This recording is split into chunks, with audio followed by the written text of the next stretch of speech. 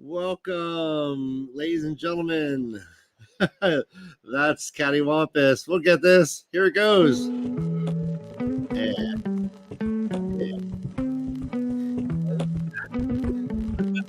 Oh yeah.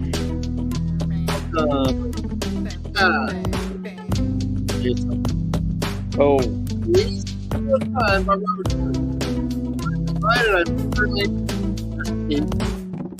Oh, all right. That music's not. Try that again, right? You can't have music on. Damn it. We didn't hear anything. Yeah, go ahead. Yeah. All right. Wow. Okay. Welcome to the LeafCast, a first-time reader show based on the epic fantasy series The Wheel of Time by Robert Jordan. My name is Ryan, and I am currently awake, standing up with my eyes open. And I am Ryan's brother Dan, and I was furiously Googling how to get Karri John back into this chat. I don't know what happened, but guys, I'm trying. I'm really trying. I don't know either. All right. I think it's my fault. I'm sorry, Karri. Sorry, Karri. Yeah, you know what? It's like the original Donkey Kong when you get the star and you have the hammer and when you're Mario and it's like donk donk donk donk donk donk. It's like that's what happened with the band hammer accidentally. It's just like whack-a-mole. Yeah. But I'm Tom, and a thick serpent is sliding out. Okay. I noticed that. Yeah, but, you know, us behind the scenes, we see everything. We see full body images of each other. That YouTube only sees half. Anyway, hey guys, do you have your singing voices on? Because we have a good friend of the show who's has a name day today. So, and I don't know why. I'm trying to unban her. I know, MaTsDaGger. But we'll get a birthday metal Bella. But also, happy birthday, MaTsDaGger. Let's go ahead. Let's give him a happy birthday to you, Bella.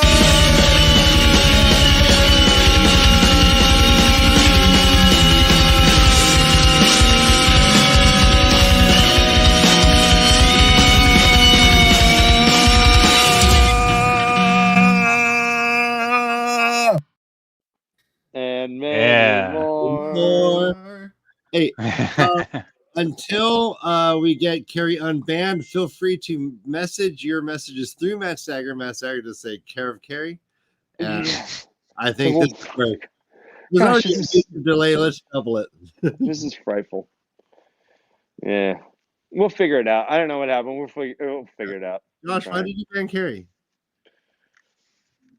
Right. I have the ability to do that. Yep. The beanie. Oh, the man. Beanie probably did it. You should be careful. I might ban everybody. No! Now that I know. If you had that power, would you use it, Josh? I believe the term is abuse it. We'd have negative viewers. Yes. No, just kidding. Sorry, Karri. Ryan is a bumbling technocrat, so we all know that. Oh yeah, that's one thing I always say about him. Oh yeah. Ever since you met me a long, many moons ago. All the that's moons. on Ryan's Tinder profile. He's like, "Hi, I'm a Libra. I'm a bumbling technocrat." That's right underneath. But I make a mean risotto. You know what I mean? Wink, wink. Risotto, wink. Do you cook your risotto in the Instant Pot, or do you actually stir it with a wooden spoon, Ryan? Both. Sacrilege. And I add a little bit more basil than you want. He likes the wood. Put the green in there, huh?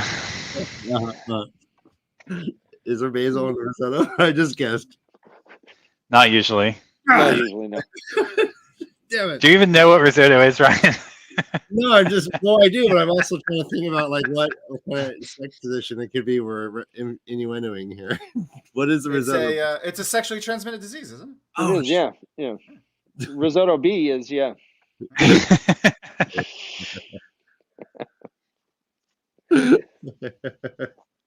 Was I wrong? No. Never wrong. Always wrong. So wrong, you're right. I think risotto is a sexy dish, so it does lead to some loving, which probably passes on viruses. So yeah, risotto is a sexually transmitted disease. It's at least a gateway to one. It's a gateway drug. Yeah, yeah. Well said. Uh-huh. Uh-huh. I thought that's just what like is left on the sheets after. GSTD. Is risotto. Yeah, I gotta wash the risotto out of my sheets. I had a penicillin shot this month already. We're good.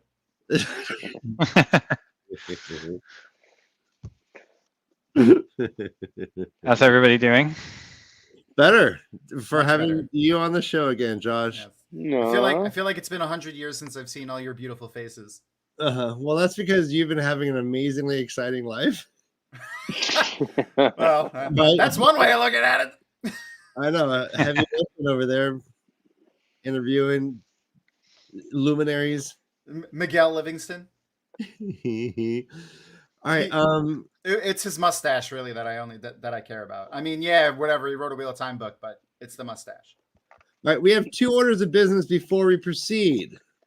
First, we need to talk about this being the last day of our Watch Me Be Creative competition brought to you by The Way the Leaf. Yes, we are giving away 2 copies of New Spring, and we have a poetry section and a short story section. We've gotten many entries, so we will be taking the next couple weeks to go through those, and we will announce the winners on what day?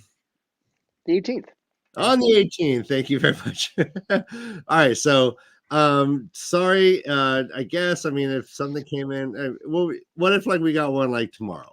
Well, I mean, we're gonna start reading them tomorrow. So if you get them in through the night, that's I fine. mean, this I mean, is we'll we'll nice. open it up tomorrow morning, and that's when it ends, I guess.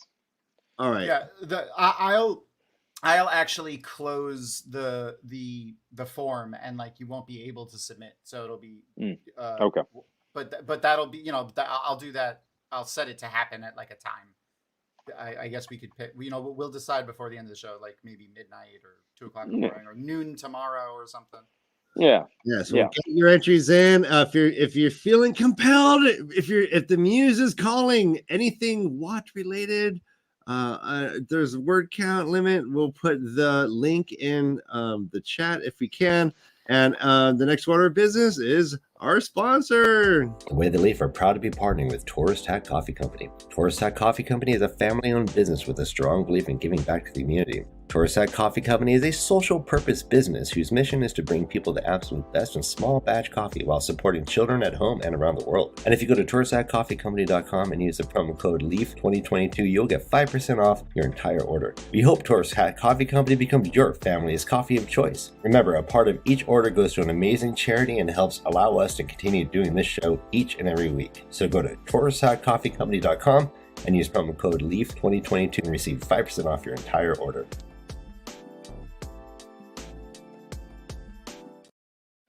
Guys, there's still time to get some before Christmas. Woo.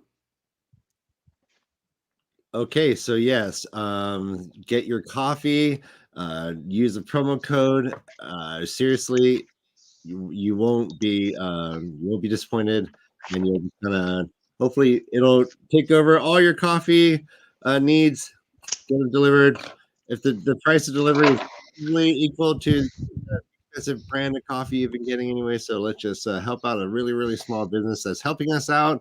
It's an inverse property of love. By proxy, you're loving us, and we feel it all over. Everywhere. And buying their coffee is like a vote for Pedro. He will make all of your dreams come true. Excellent day. All right, so Terry Forth, Chapter 1. The Hook. So what do you think of our new character that we get to meet in this chapter before we get into like the in-depth synopsis here, Josh? Bukama. Is that a drinking obligation? Bukama? That's all. You gotta watch that out of the sheets also. Well, I don't think we've met another person from Land's homeland yet. But I guess they're all wooden and cold as ice. Yeah. Cold as granite, smooth as ice, whatever the. Paradise. Yeah. Yeah. Yeah, I mean, I just want to say a few things before we get into this book. Just looking back at the last book, like, first off, I miss my boy. I miss Perrin. Yeah. That was too many pages to read without any Perrin in my life. I feel you. Perrin's not even born yet. In this Crazy. book, but I'm saying the last book, like, Oh yeah. 2/3 of the book went by and no Perrin. You know, the last we saw, he was having sex, and then, like, what happened? Did he vaporize? Talking about a cliffhanger. Is he still having sex? Yeah, I mean, he might be. There was a snap, and he dusted. He just likes blowjobs all the time. I mean, what do you know? Well, you can't blame him. I guess what was that? 5 books into the series, that's like turning into an adult. Like, they all were mature enough to be doing it. Like, Rand did it, Avienda did it, Perrin did it. Like, Matt. Oh, Matt too. Yeah. Yep. Everybody but Egwene and Nynaeve. We do get some tantalizing little tastes from Nynaeve in the dream world, or Egwene. I think it was Nynaeve, though, when she went back to Two Rivers in Tel'aran'rhiod and saw that the place was all built up. Right. And they were building this big old house right outside the green, and and there's banners for him and stuff. So we see that, you know, he's living a good life. Is it Mar-a-Lago? It's yeah. It's a McMansion. In fact, Layla's buried by the first tee. Maybe not alone. Wow. And Tom, did you want to do the questions? Yeah. Sure. Oh yeah, right. Wow. Hi, I'm Tom. I have ADHD. I forget things easily. We're here to help that. So I had a little idea of asking Josh a handful of questions before as we start to read the book now, and then going back to these questions once we finish the book to see what Josh thinks, or to see how Josh's answers change over the course of the book.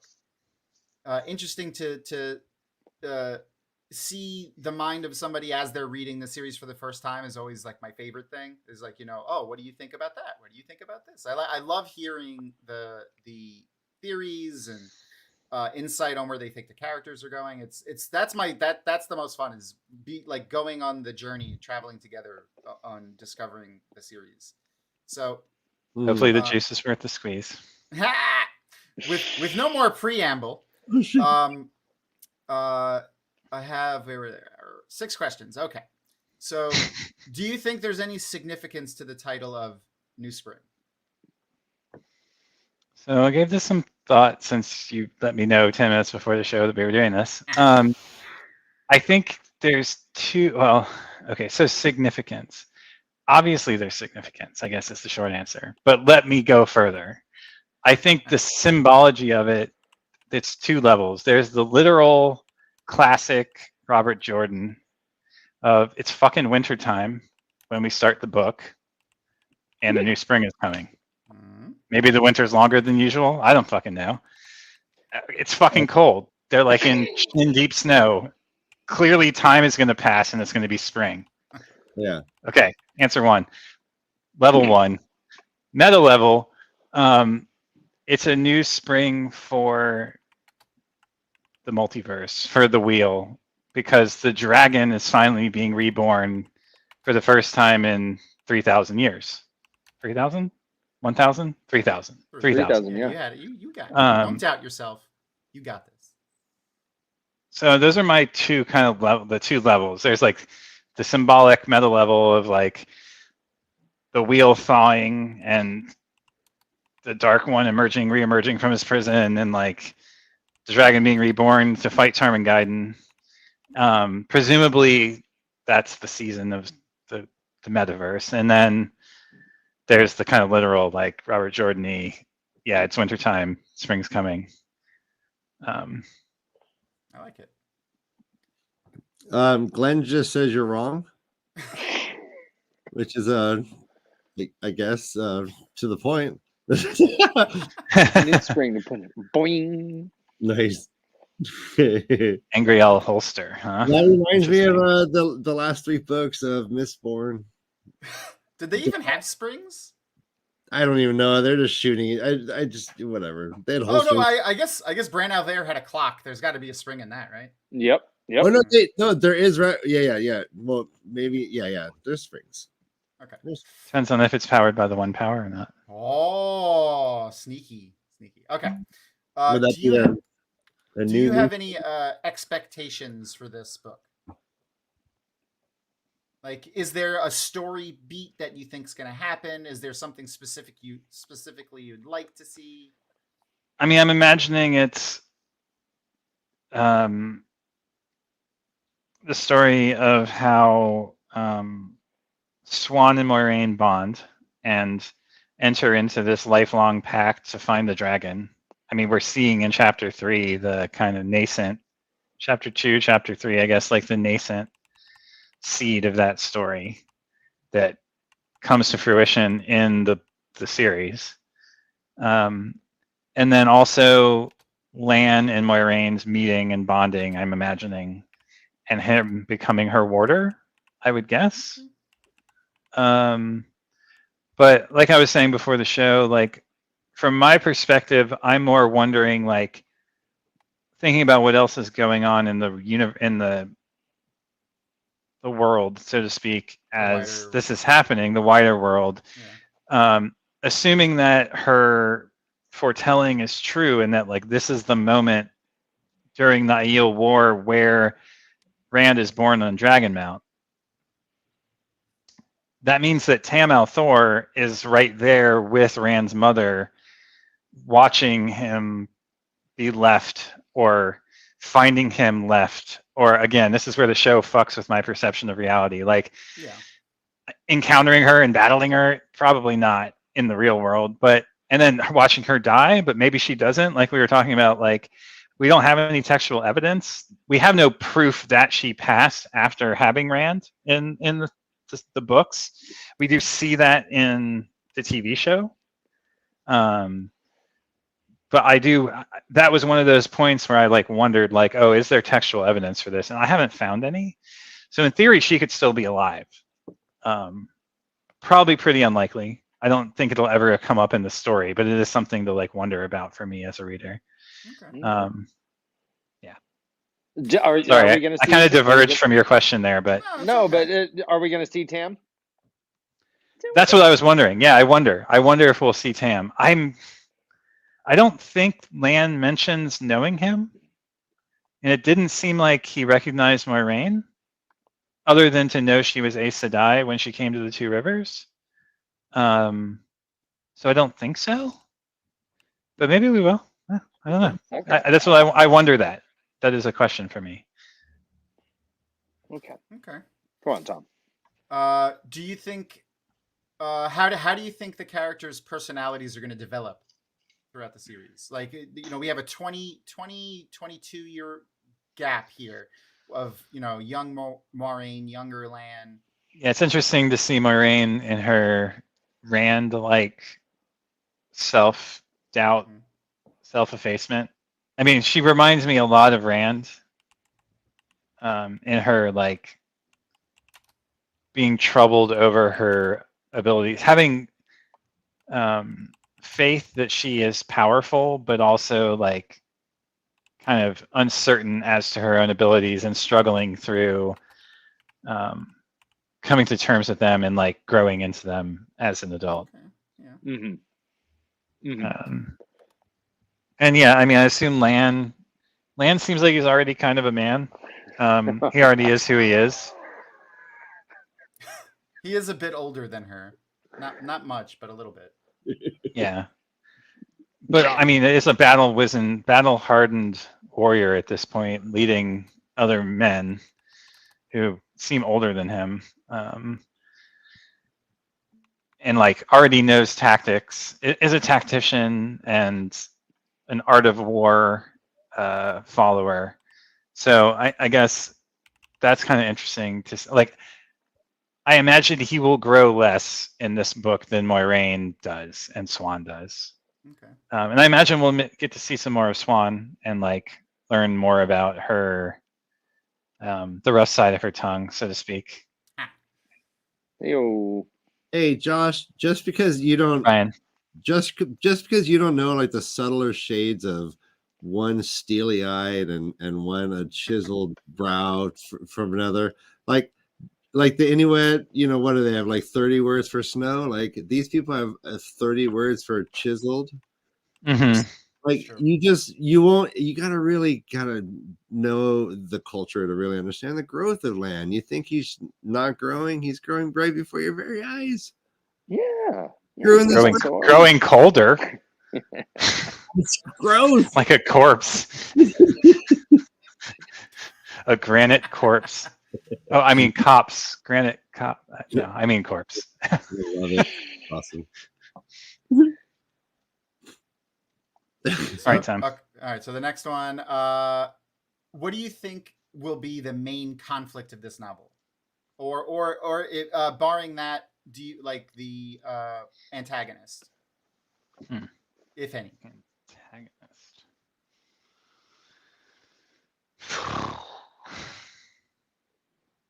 Well, I guess let's say, idea. do you think it's someone that we may have seen or know? Doesn't have to of be a specific already? person either, even just a group or. Yeah. The White Cloaks. Okay. So you think the White Cloak? That's just like I really have no idea. No, I don't yeah, have no, enough no. information to make a call. Of course, that's the point. Yeah, no, that's it's There's just been no hints at this point. So Okay. other than mentioning the White Cloaks and kind of their ruthlessness towards women who can channel, whether they're Aes Sedai or not, and their desire to kill them. I don't think the Aiel.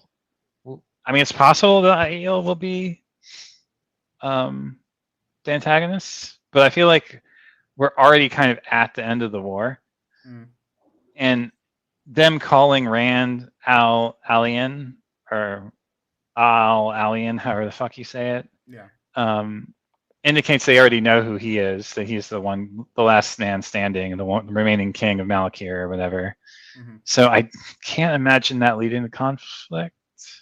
And I don't think the Aiel ever broached the walls of the White Tower. So I think that if it is something we've encountered already, it has to be the White Cloaks by power of deduction. Okay. I have a question, Tom, if you don't mind. Do you think we'll see a Forsaken, Josh? Or are they all trapped at this point? Or have we already? Ooh. Dun, dun, dun. I think Lanfear might be free already. Okay.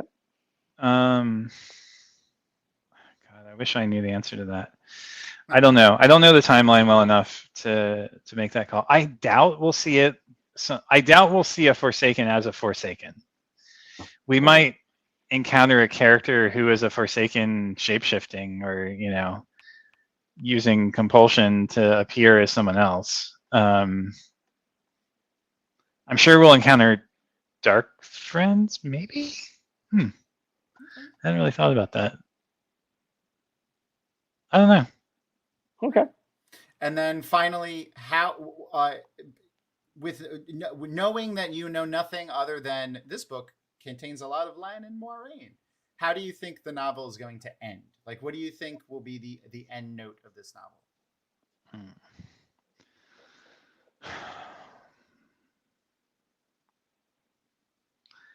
It's got to be either or both, and Lan and Moiraine becoming bonded, and or Swan and Moiraine creating a pact about their lifelong quest, obsession, foolhardy approach of hooking and training and guiding the Dragon Reborn. Okay. I guess. I don't know. Okay. Again, no clue. But that, based on the 3 chapters we read and knowing what we know from the books, that would be my guess. Okay. Well, you've given some wonderfully thought out answers. I appreciate that, man. Yeah, Good job. I can't wait to revisit these once you finish the book and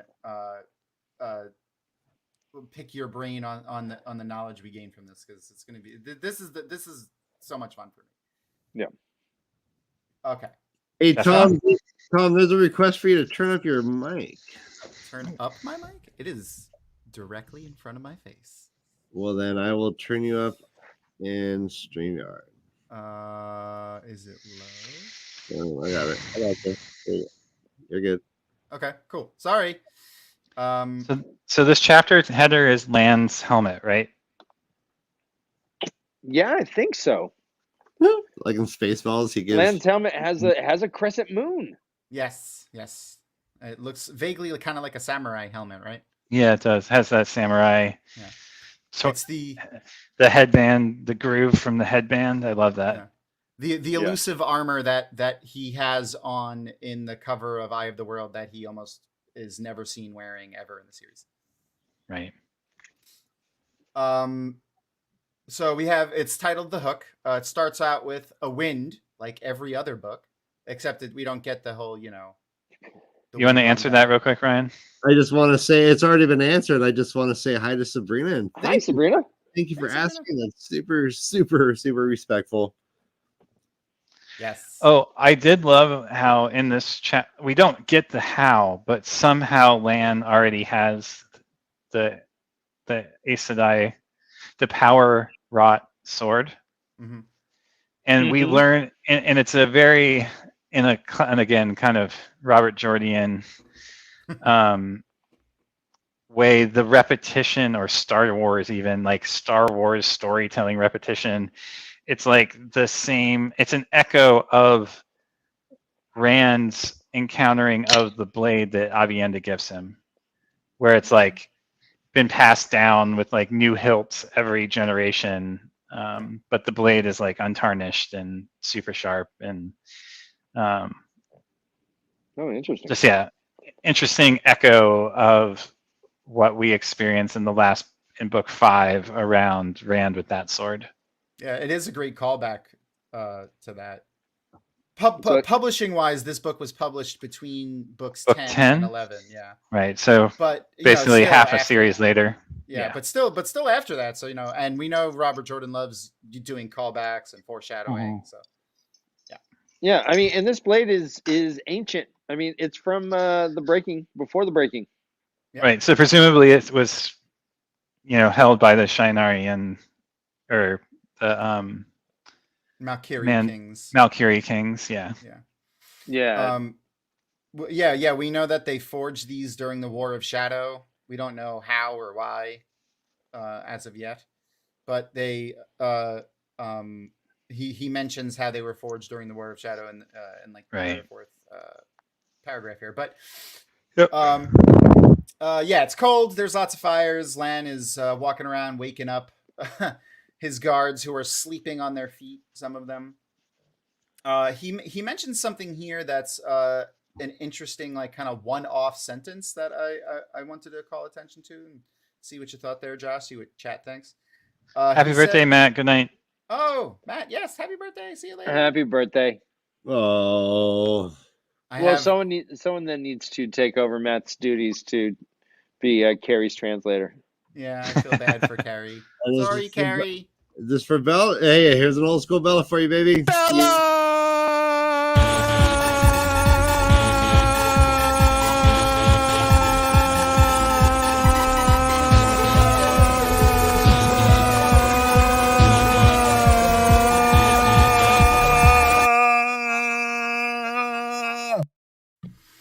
Ryan, the way it melts into Bella's eye at the end, the pixelated Bella, is so great. I really love that video.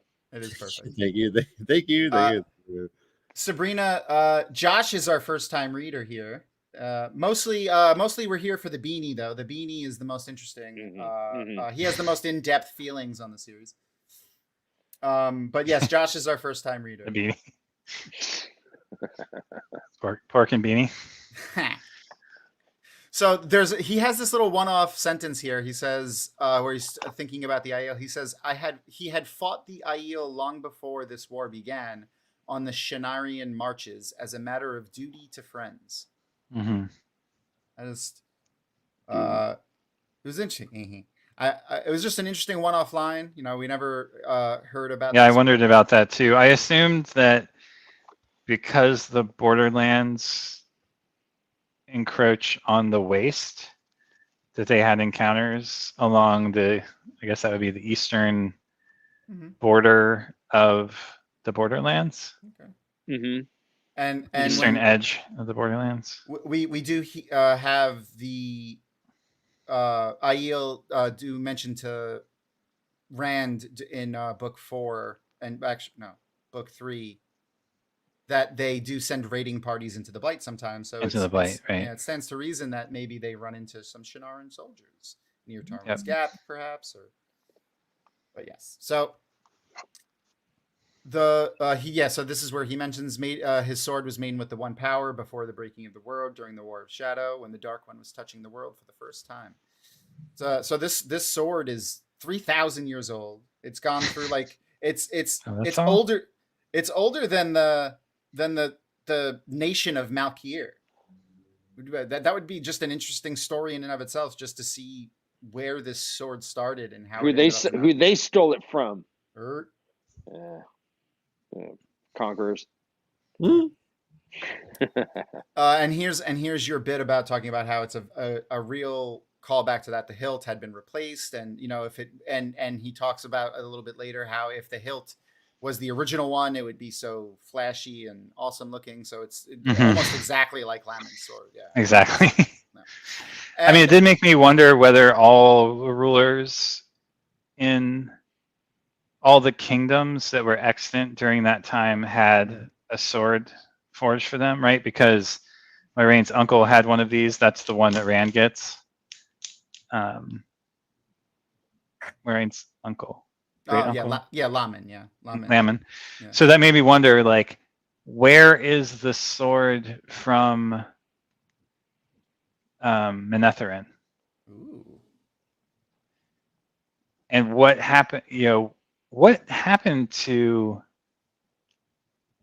the blade that Tam Althor gave Rand? I can't remember. That happened. That was lost at the end of book 2. Destroyed? Yeah. So when he was fighting the Dark One in the sky. The Dark One, or when he was okay. Or like melts on Balsamon, yeah. It melted. Balsamon, right? Yeah. So we have our first drinking obligation in the next paragraph here after the mention of the sword. The man jerked upright. Oh, so many. So there's like 4 in this chapter alone, and some of them are really good, really good. I got a good one in there too. Hopefully, the man jerked upright. He's waking up a lot of dudes here that are supposed to be on watch. There's the Copperskin Domani. There's another Borderlander, but not the Malkiris, not the Shanarans. They're not sleeping. They know. By the way, is Copperskin Domani, is that racist? We don't hear every time you hear about Domani, they always are called Copperskin Domani. That's fair. Yeah, that doesn't seem right to me. Good point. All right, sorry. That's a fair point. I don't know. I mean, when I go down to Palm Springs, all them old folks are copper skinned. That's true. Go, hey, well, in Palm Springians. Well, maybe you should. Leatherbacks. He after a short threat on how the Aiel would have woken him up and not land, we have another drinking obligation. He held himself erect. Yep. I underlined that too. Mumbling an apology, he held himself erect. Yeah. Right. As he took a dick pic. Yeah. So that sounds like Ryan getting caught at the park. An apology. Yeah. There's a lot going on here of making rounds with the soldiers and talking to the people that are on guard that really feel like someone who had to do something like this before is making these observations. Like, the Right. little bits about, making sure you walk and move in a cold area, when you're standing on cold ground or in snow, so that your toes don't get, frostbitten and stuff. It's just an interesting exchange that happens here as a callback to Robert Jordan's time in the service. Yeah, there's quite a bit of military. What's the word I'm looking for? Military stuff. Tactical. Tactician thought in this. Yeah. Jargon. There's a lot of military stuff. Even the concept of falling asleep on your feet is seems like a foot soldier. Yeah, he even says it was an ability that a lot of older soldiers were able to do. So you think maybe this is like something that he saw while he was in Vietnam, like maybe some of the older soldiers on duty figured out a way to be able to fall asleep while standing. Yeah. That would be an interesting question to ask. Though I know he didn't like to answer a lot of questions about his time during this time, but since it's so far, it would be so dissected from like actual violence that maybe he would have answered it.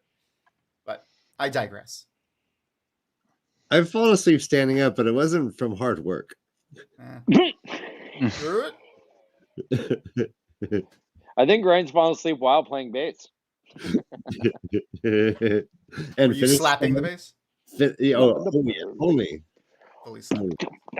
I'm all thumbs, baby. There's just over 300 people in the camp itself. Okay, this is the question, LBF. That's true. This is the question. That is the question. And that leads us right to another drinking obligation. Right after he calls out Bukama for following behind him. See, this one's a little rough, but I think it's a good one, especially if taken completely out of context. A startled grunt came from behind him. Yeah. Yep. That's like my dad blaming the dog when he farted. Startled grunt came from behind. I like that. There's a little back and forth here, very father son kind of reminiscent. You're forgetting what I taught you, but I found you, and they're going back and forth. But it does seem in good fun. And we do hear the fact that when Lan was taken from Malkier, there were 20 men given him it said given the task of carrying the infant Lan Mandragoran to safety. Only 5 had survived that journey to raise Lan from the cradle and train him, and Bukama was the last left alive. Yeah. I loved it. I love this bit where Lan laughs. Mm-hmm. It's like this also feels like Jordan's Vietnam experience, like gallows humor, like humor in the face of like a bad situation. Oh yeah. Because Lan never laughs, right? But he's like, I never laugh, and I shouldn't be laughing about this, but here's this thing that I find funny. Uh-huh. Is there's a little bit of that later too, and he found himself chuckling. He's like, what? Wait, what? What? Mm-hmm. He was surprised. That was my chuckle. Is there a parallel in The Lion King to this Bukama character? Bukama, the Lion King? Yeah, Scar. No, not Scar.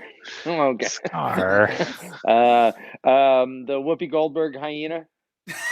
Okay, yeah. Mufasa. Mufasa. I like the sound. I think he might be Pumbaa. Mufasa. Do it again. Mufasa. Yeah. They're there. They think the IEL are working with the Dark One. Yeah. Well. He says that. He asks him, "Do you still believe the IEL pledged to the Dark One?" And he says that's for he thinks to himself that's for sure why he came out, but he knows better now. So that was an interesting bit, especially in the next part of in the next paragraph there.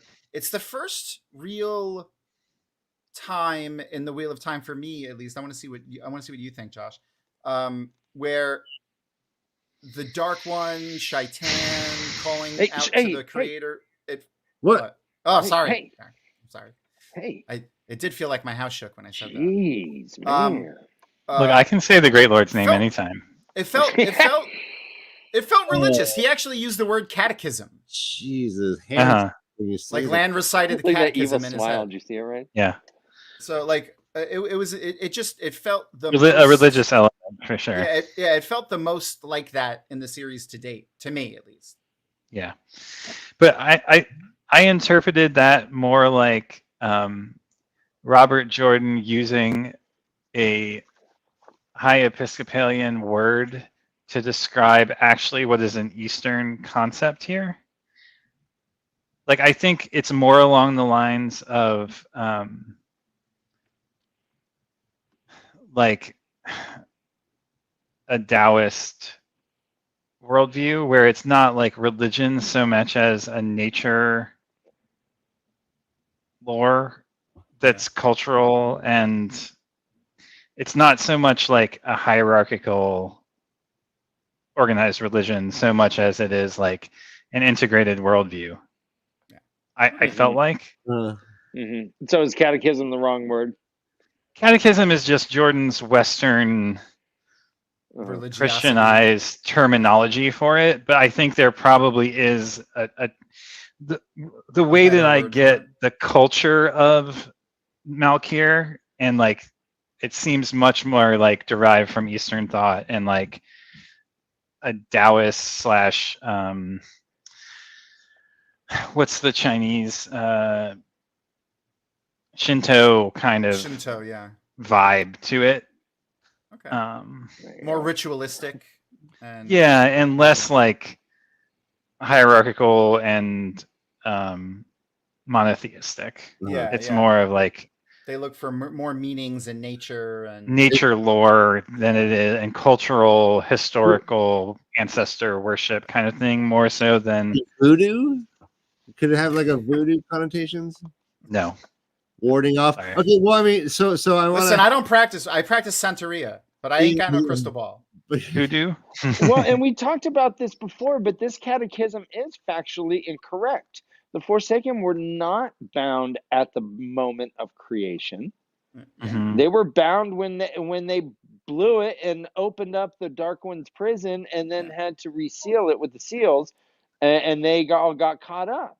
So even but maybe it's not actually referring to the Forsaken here. Maybe it's, or it could be a catechism from a prior turning of the wheel, right? This could be like, again, we don't know that happened in any other turning of the wheel other than this one. And we've talked about this before, right?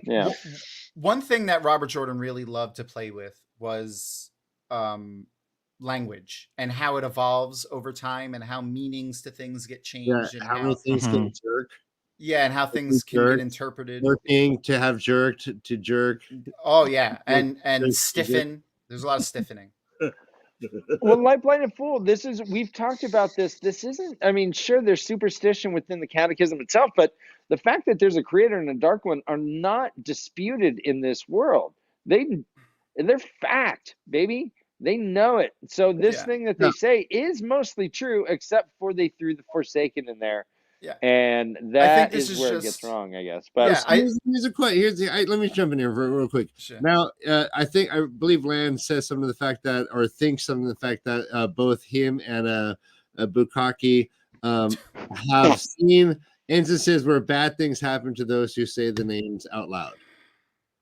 And we talked about this. Josh, do you think there is something to the idea that if someone actually says the name, that some like bad mojo happens? It's hard for me to not be a modern Western post-technological person here. Of course. Well, last time you said it, there was major flooding in Florida, and I don't think that the two are not related. Well, yeah. Well, we actually have evidence of that within the first two books. Evidence? We have evidence that people believe it. Oh, no, well, not that I believe it, that it actually has a repercussion. Like we saw it happen on screen. Well, okay, yes, Nynaeve did say that Billy Conger said it, and then Oh no. Summer, When Rand says it, when he's training with Lan on the top of the tower at the beginning of the Great Hunt, he says The wind name. comes and pushes him. Yeah, the wind comes and it almost pushes him off the tower. They felt like the air kind of stiffen and it seemed. Right.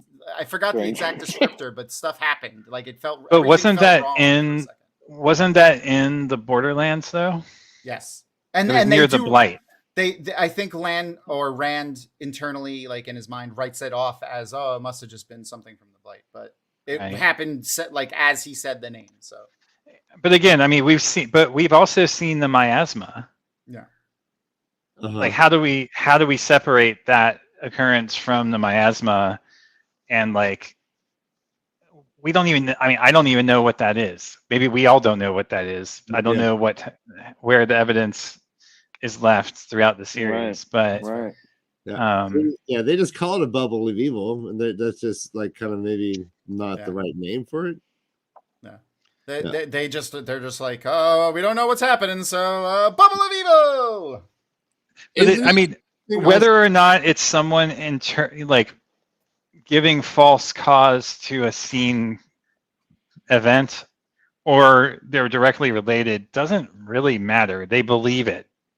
Yeah. Some people believe it, right? Yeah, but also like, isn't it interesting how like Borderlanders have the same catechism, quote unquote, as the Two Rivers people? Well, didn't it come? I mean, I'm assuming it came from some shared text. One of these texts that we get the italicized quotes from at the end of the books, right? Like some historical, the Carthanon cycle or whatever, right? Like, well, there's also that perfect. That's a perfect segue there. Well, how do you think prophecy plays into this whole dogma? Because they know prophecy is a real thing too, when given by actual people that can receive it. How does prophecy factor into the miasma / saying the Great Lord's name causing negative consequences? No. The dogma of the Wheel of Time, just the theology. Oh, I see. Okay, if we know the Creator is real and the Dark One is real, how does prophecy fit into that? Yeah. I mean, do we really want to get into that now? No, I mean, I feel like that's closely bound up with free will. And you know what? How's about this? So something that we suggested before is when we start getting too far off tangents. It's something that I saw at at a convention, and I loved it. Is we just go, but that's a topic for another panel, another show, but we write down what we're talking about. So I'm going to do that as I say this, and then we can go back and look at all of those things that we've said. But that's a topic for another time, and then we can go and talk about those at some point. A backlog. Yeah. There is a drinking obligation I have here, if you don't mind. Yeah, shoot. Speaking of Bukagi, here's the line. Ew. They held close and doled out by dribbles and drops when and if they chose. Yep, I'm drinking on that. Okay, I'll drink to that too. Ryan, when you get to be my age, no, dole out and dribbles and drops, yeah. Yeah. At the bottom of a keg. Used to be a laser beam. Yeah, it's silver talking rope. It's talking about incontinence now instead. No, I do dribbles and drops. I do love that what we see in the personal here with speaking Shaitan and its negative effects on an individual. What is happening? A few paragraphs later, we get the like cultural historical level of that, right? Where the 1,000 years in the world outside of Tarvalon, though many men had claimed to see a pattern. 1,000 years had passed between the breaking of the world and the Trolloc Wars, or so most historians said. Those wars destroyed the nations that existed then, and no one doubted that the Dark One's hand had been behind them, imprisoned or not, as surely as it had been behind the War of the Shadow and the breaking and the end of the Age of Legends. Again, like that's like a meta level of the same thing, Yeah. It's not like saying the name, but it's like it's the historical implication of the same process, essentially, right? Okay. That the Dark One can reach out through its imprisonment and still affect, or maybe not. I mean, how do we know that it isn't just the nature of the pattern that these events have to occur in order to further that which must come later? Fair enough. Yeah. Right? So The nature of the pattern. So the pattern just starts wars. well, the pattern has to create the opportunity for the Dark One to emerge so that this Dragon Reborn can be reborn, so that Tarman Gaiden can happen, so that free will can be reinstated. Like, so yeah, I mean, it may not cause wars, but it can lead to events in individuals' lives that then create the opportunity for a war to occur, right? Yeah. Well, yeah, I mean, the pattern doesn't care how many people have to die as long as it's executing its as long as it stays turning and is in balance, people's deaths are irrelevant. This is the double entendre here now. And now, close to 1,000 years later, after Arthur Hawkling's empire died, the Aiel come burning and killing. It had to be a pattern. Well, and the pattern they're seeing is that shit is happening about every 1,000 years, it seems like. Yeah. Right. But I wondered if that was kind of like a secret arrow pointing here. It had to be a pattern, the pattern, causing the repetition. He does love language. I did say that. Yeah. That would... So a couple things. I'm going to put a pin in that. A couple things going on in chat. Josh, is there what's your belief right now as you're reading it? Is the creator a real thing, or is it a cultural belief system? Is the creator a real thing, or is it cultural beliefs? I think it's. I mean, in their worldview, it's a real thing. Now, whether it can be anthropomorphized in the same way the Dark One can, the Great Lord can, I'm still not convinced of that. Or even the wheel itself. The wheel wills. I mean, the wheels don't have will. I mean, we've talked about this a lot, but again, I always think we go back to like there's this underlying kind of Gnostic worldview here of like a good and evil creator deity, and there's some confusion about which one is doing what, at least in my mind. Yeah. Like in terms of like freedom and repetition and will to power and the way that lives are used by the pattern to execute the turning of the wheel, which like it's unclear to me what the best, from an ethical point of view, what is the best possible outcome for the people in this universe, or if that can even be ascertained. Right. So whether we see the creator as a purely positive force and the Dark One as a purely negative force, or if it's like the yin and yang, there's bits in each, and they both play their roles in order to create the opportunity for freedom to emerge. You had mentioned before that they could even be demigods. Oh yeah. I mean, there could definitely be yet another. Those could be, again, in the Gnostic idea, like this idea of the self, like that the Godhead itself has no sense of self, is not self-reflexive. So in order to be self-reflexive and be a creator and a demon and a evil deity, so to speak, you have to be one level below the pure source, right? That is the non-reflective, emergent, the thing that all emergent properties come from, that is itself not self-aware. Like right? Like the metaphysical morning wood. Right. But well, okay. But we also have a Dark One that actually called, I mean, Dark Friends have been called to Shaiol Ghul by the Dark One himself. And I believe that they are telling the truth on this. Who has been? Wasn't Fane? Wasn't he? Fane mentions crawling through tunnels and being touched by the Dark One. Right. Um, we haven't seen that the creator calls anyone yet. But that was him. as a Well, place. him being turned into the dog, right, or the hound. No, that was different. He got distilled later. That's two different Yeah, events. I don't even know who distilled him. To be He got honest. distilled by. I thought that when he crawled through the tunnels, that was part of the As distilling. distilled him, right? He talked As when, Modian? No. I shot Samael distilled him. I thought, But he was- even the Forsaken all met there because they were called by the Dark One, from what I understand. Right. So the Dark One has at least sentience enough to. My page guess is people. that by the end of the series, we'll hear the creator's voice at least once.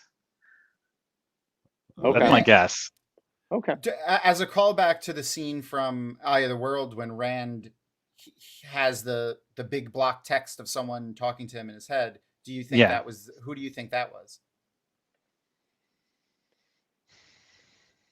Sorry, which time? In the end of the Eye of the World when Rand is fighting in like that other plane, like he leaves, like and he cuts the connections for. Yeah, we talked about that. You were wondering why that was like blocked, like in a different font. Yeah, there was a Right. big block text of someone speaking in his mind.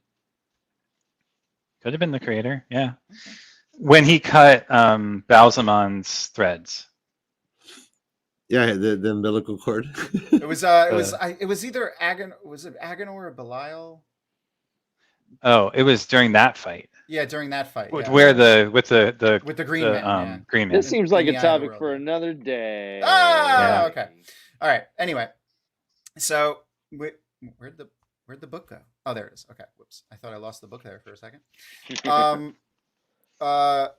We have a Tyrion come up, and here's a callback to your Eastern methodology that you think Lan has here, which I'm not saying like you think it's wrong. I agree, but like the way he sees being like correct propriety and being rude versus being right, how the man doesn't greet him, he doesn't dismount, he doesn't say his name, like that's a very Eastern way of thinking. And especially like how he sees he then goes and like puts his hands on Bukama's sword hand to like, because he knows Bukama is more sensitive about propriety, that kind of stuff. And that just is a strict call to, it feels very Korean, Japanese, even Chinese cultural significance to like, speaking to, high ranking military officials or royalty or whatnot. And it's way less European than a lot of the other cultural traditional things. Yeah. So it's just saying that pings right along with what you said before. He talks about how there are a group of Aiel. He says 600. We later learn it's probably in the thousands. Are heading in one way, and he wants to set up a hammer and an anvil, which is a real military tactic they still use today, even with modern guns and weapons. Setting up the anvil doesn't necessarily have to be another force of soldiers. It could be a rock face or environmental or whatever. I'd rather be a hammer than an anvil. Yes, I would. Oh, that was the joke I was going to make earlier, right? Stolen. When you're a hammer, everything does look like a nail, as Ryan was saying. There was a very light innuendo here. I wasn't going to call it out, but I figure I want to. Dan looks thirsty, so ride hard. It was that's next. That's next. It's the runner after. This one was Bukama grunted savagely. Oh, I had underlined Bukama roused the men. I missed that one. That was a good one. Yeah, but I had ride hard too. Yes, 100%. You killed him. We lost him. All right, I'm back. Okay. Oh man, that was good. So, what do we know about Tam Thor's progeny? Is he Manetherin? Oh, you mean like his past? Okay, he's original. Yeah, his family is originally from the Two Rivers. We know that. So it stands and in so sealed, and so he it stands for so reason. presumably he acquired knowledge of the Cody and his sword during the IEO war. How does yes, he know about the this oneness? Malkiri technique? Is that something that they taught Yep. all sword fighters during the IEO war? Or is it a blade master technique that transcends culture, place, and time? Without giving a direct answer, we can look at what the similarities are between Lan and Tam, and I mean you said it already. They're both blade masters, so it stands to reason it could be that. But we do see other characters from other countries also talk about the flame in the void and being emotionless and floating. It feels very much, again, like in the Eastern kind of vein. It feels very much not just a meditative state, but like the softer sides of Kung Fu. Yeah, 100%. Tai Chi, Qigong, like it's very much like an inner strength transformational practice like that. Which, fun fact, Alan Romanchik, Robert Jordan's one of Robert Jordan's right hands there, he loves him and his wife do Tai Chi every morning, and at JordanCon, when they used, pre the dark times, pre-COVID, in the mornings you would see Amy and Alan out in the, if there was like a nice green area outside of the hotel doing Tai Chi in the morning. Tai Chi. I would love to do Tai Chi with Alan Romanchik. Romanchik. All right, real quick, Sabrina, thank you for not typing that spoiler. Yes. Yeah. Thank you for using. And Brother Dan, what is that cartoon with that cat that's all disheveled and then we go ah? Oh, what was it? Not Far Side. It was Calvin and Hobbes. No, it's a political There one. was this cat that would always go ack. And then fall out with a PSST. Right. I thought Hobbes would do that in Calvin and Hobbes. Yeah. Oh, Doonesbury? Maybe it is. Yeah. Yes, I think that is. Bill the Cat? No, it wasn't Bill the Cat. It was Bill. I think it's maybe it was Bill the Cat. I think it was Bill the Cat. Yeah. Yeah, Bill the Cat was all scraggly looking, right? Yeah. Yeah. Oh yeah, that is him, Bill the Cat. But I think Doonesbury. I don't know. Whatever. So, so they ride out. We have whatchamacall, they start writing out, but I underlined another thing here, which is another. I don't know if this is an Eastern thing because I really don't remember. I don't ever remember them talking about dueling, but I guess maybe they would call each other out and fight, samurai and stuff like that over honor. But Rand for sure, absolutely. Okay, so this is probably another Eastern thing, but it's also they did duels in Europe too, I guess. But Land thinks to himself, how the fellow back to the rude Tyrion. Oh right, in the Borderlands he would have sparked a dozen duels a day.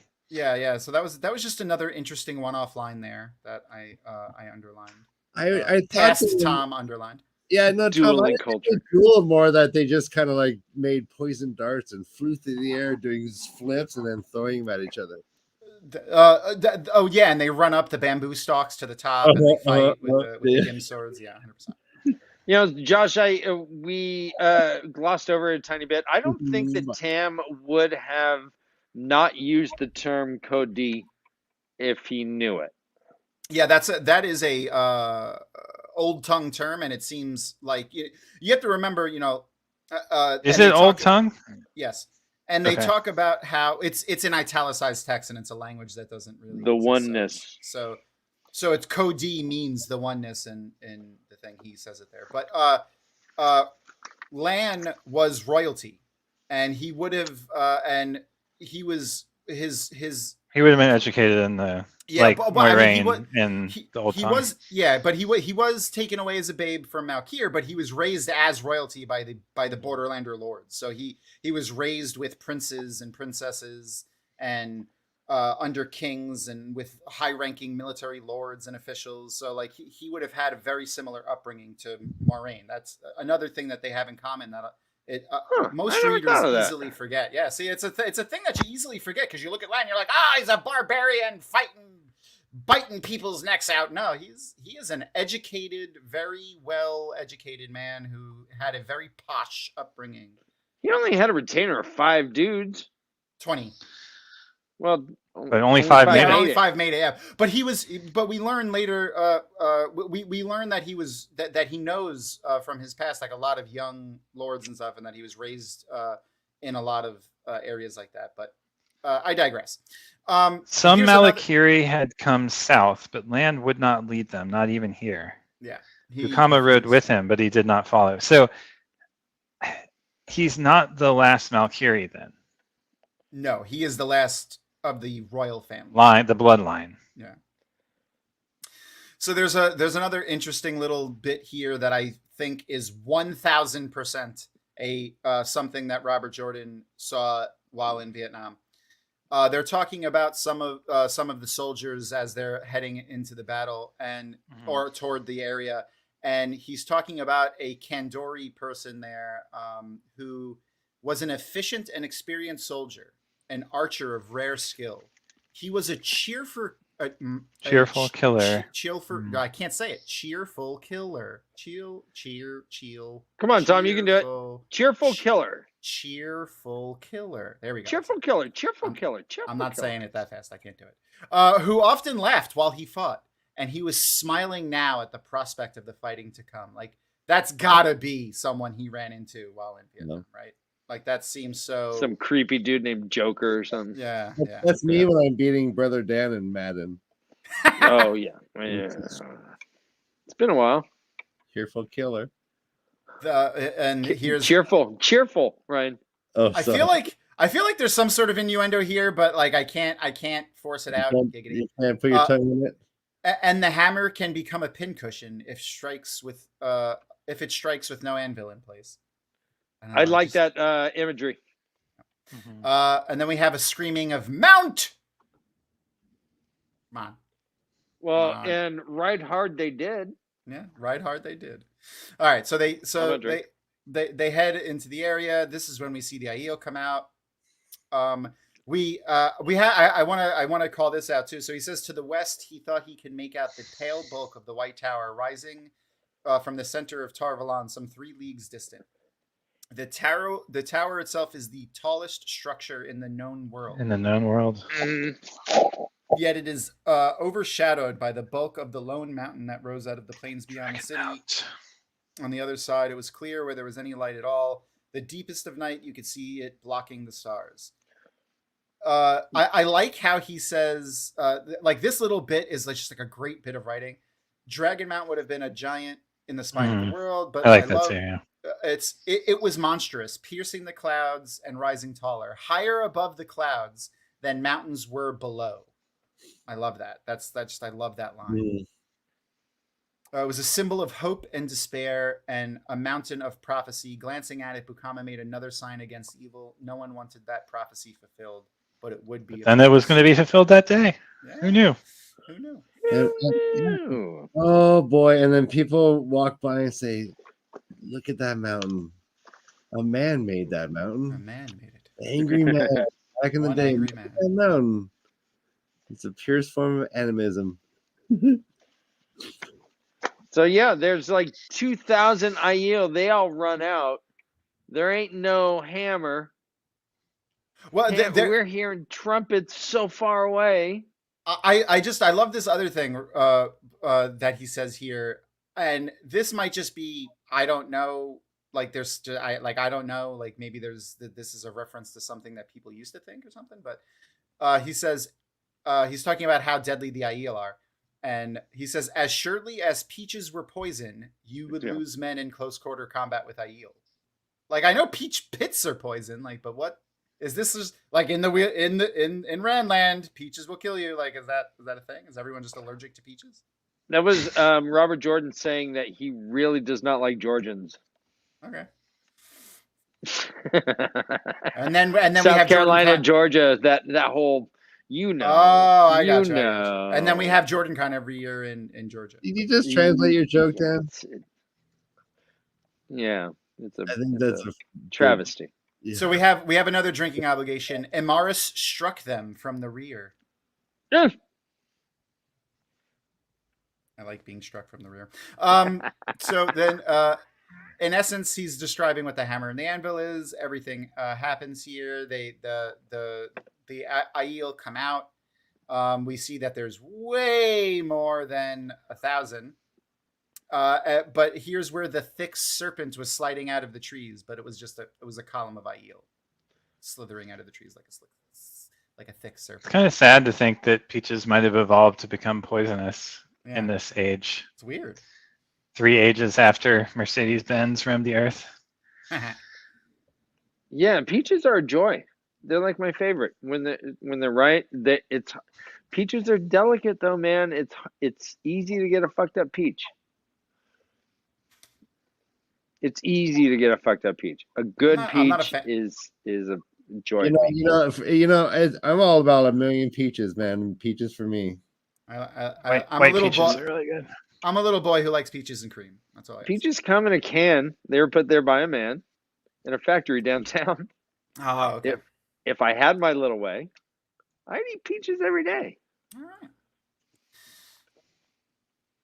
right. The fighting is abrupt and short, but we have to talk about when they say Aline. What does it mean again? I forgot. It was like one man alone. One man alone. That's what it was. And you said it before. Obviously, is reference to how he's like one nation. In the embodiment of one nation, he's a king. Blah blah blah. Yeah, you said that before. And it ends just before the fighting starts here. But what do you think of Bukama and Lan's kind of Lan's a little emo here? He's very like, I'm not gonna lead the Valkyr, and I'm gonna die, and with like he's got a little rand in him too here. Bukaki was like, embrace death, and he's like, yeah, I know. Also very samurai of them. Very, very, very interesting way of looking at that fight. They're just like, we're gonna die, but this is what we got to do. So, do you think that the Aiel just were still gonna attack them? Yeah, Josh. Or did they see Lan and go, nope? I think it has to do with whatever the trumpets are that we hear in both chapters that we don't know what they are yet. But yeah, I mean, they do see Lan and they must recognize the helmet. And why they respect him, I'm still not totally clear on the way they do. Mm-hmm. Because he's killed them, right? They've encountered one another before, as we learned in this chapter. Yeah. Maybe if you get really good at killing Aiel, they give you a name. I don't know. Benny the Butcher. All right, well then that's the end of the chapter there. Yeah, the end. It pretty much he's like, well, we're gonna go talk to the Terrans and tell them exactly what a hammer and anvil's supposed to fucking be. Yeah, it's gonna be a rough. He's gonna get the rough side of Lan's tongue there for sure. For sure. Right. Is there anything that you wanted to talk about in that chapter, Josh? I don't think so. We're good.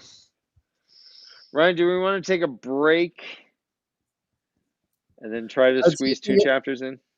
Well, I'm fairly not prepared for the 3rd chapter. We could take a break and just see how we go. 1 chapter. All right, maybe. yeah. I mean, I could even do the 3rd chapter if we need it, or Tom, I'm probably sure could too. But yeah, let's see how we do. Let's take a little break. My hand's sweaty, and then we'll try to race through and see where we're at. Sweaty hand. The band of the sweaty hand. It's all the hair on his palms. Now I know what we what our fighting group would be called. The band of the sweaty palms. That's sweaty hand. All right, guys. See you in 10. See you in 10. Bella horse. Bella horse. Bella horse. Bella horse. Run away. Run away. Run away. Run away. Save Edwin. Save Edwin.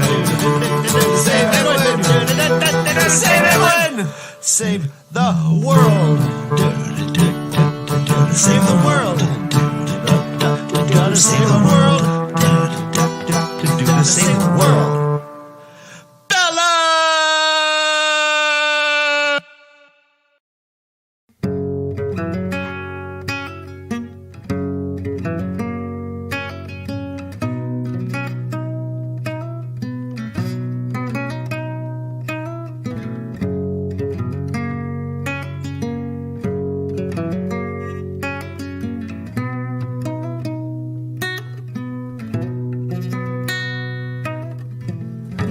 Are you weak and lacking power? Are you barely paid by the hour? Why don't you join our wholesome group? Instantly be in the loop. Join the Shadow Pals and we will have some fun. We'll hunt some villagers and farm us on the run. Come join the Shadow Pals, I bet you'll rise in rank. Would not be imprisoned, some were cold and dank. Join the Shadow Pals. Join the Shadow Pals. Join the Shadow Pals.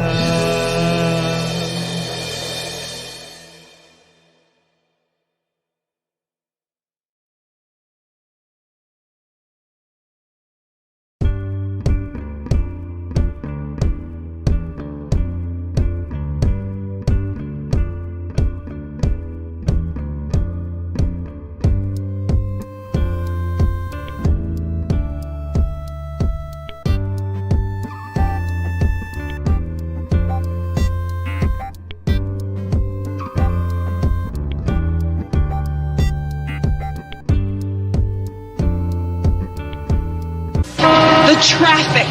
I can't read The boss. The baby. The dog. That does it. Calgon, take me away. Lose your cares in the luxury of a Calgon bath. Calgon softens the water to leave skin feeling silky smooth as it lifts your spirits. The soft, luxurious, fragrant world of Calgon. I love it. Pamper yourself with a Calgon bath. Lose yourself in luxury.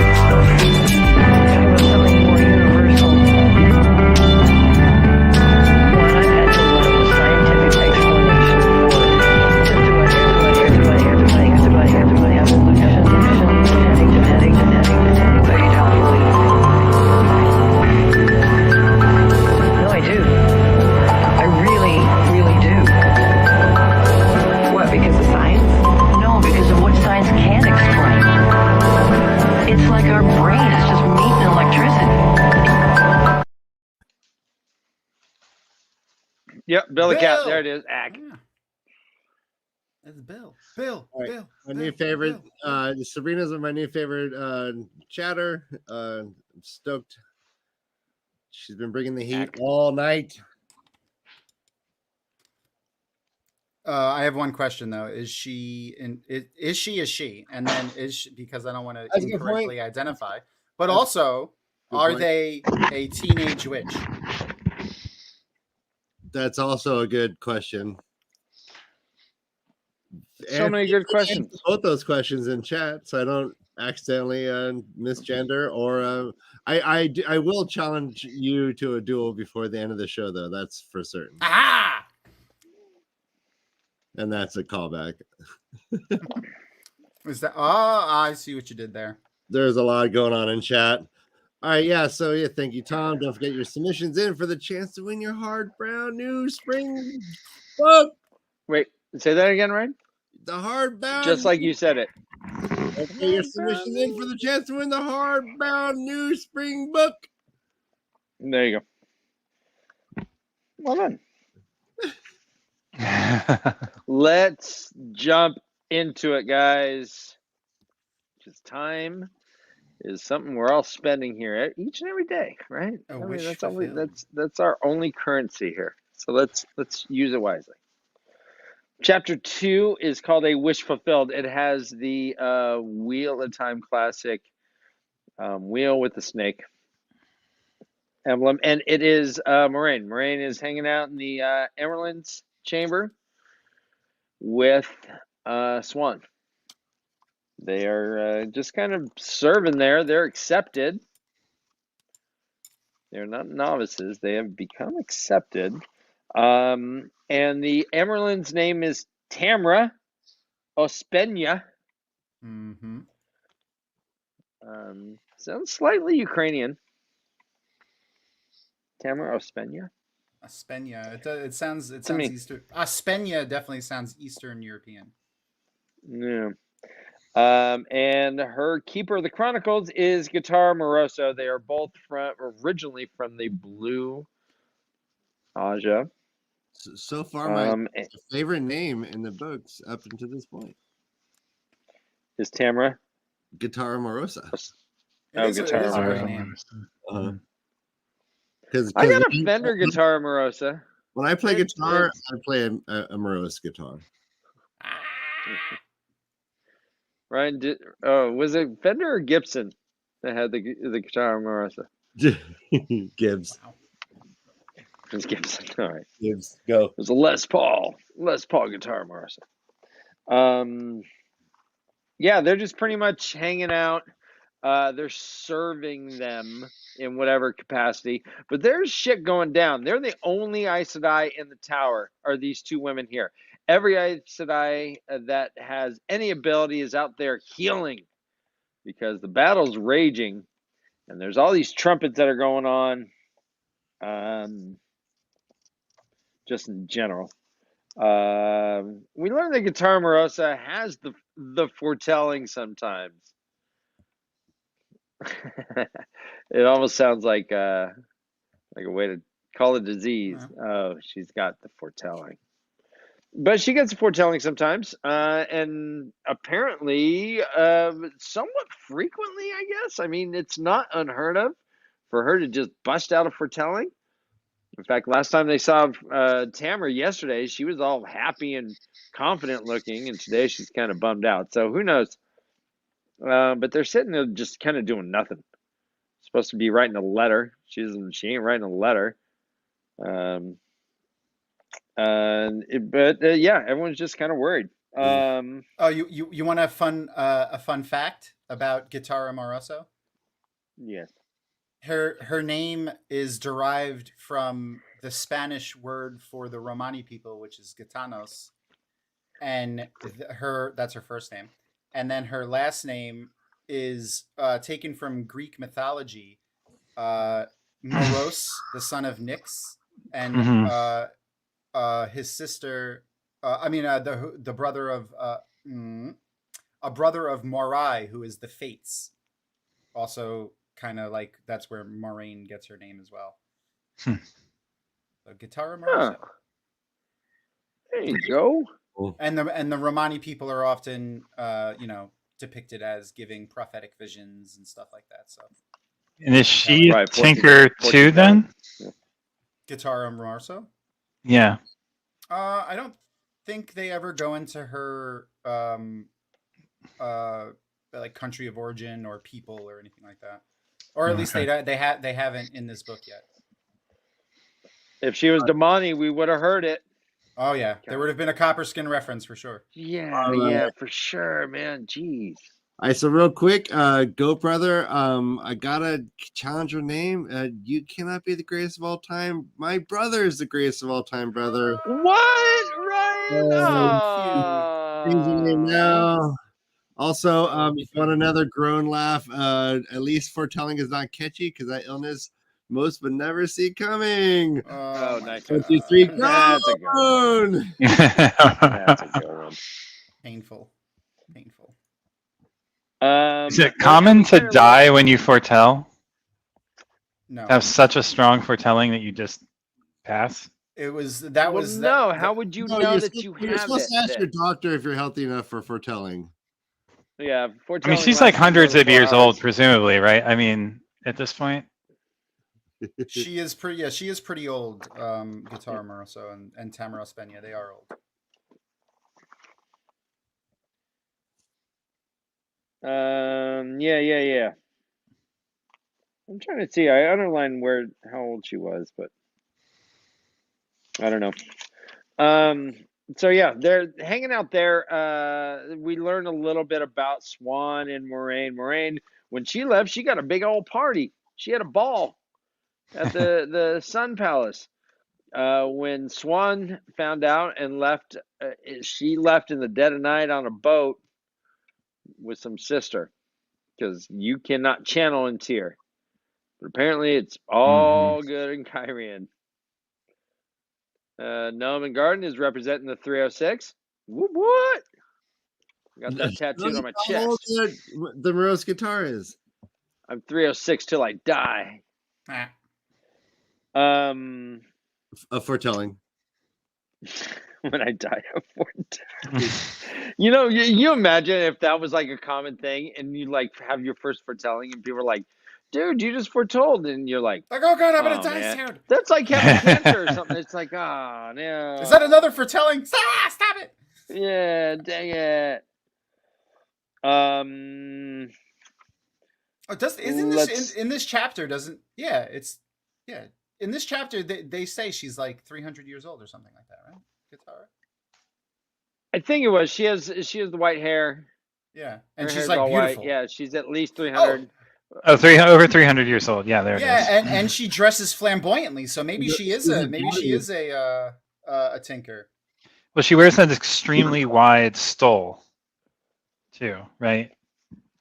We do learn the difference between a stole and a shawl. Nearly wide enough to be called a shawl, right? Yeah, we were talking about that earlier. So a stole is just narrower than a shawl. Yes.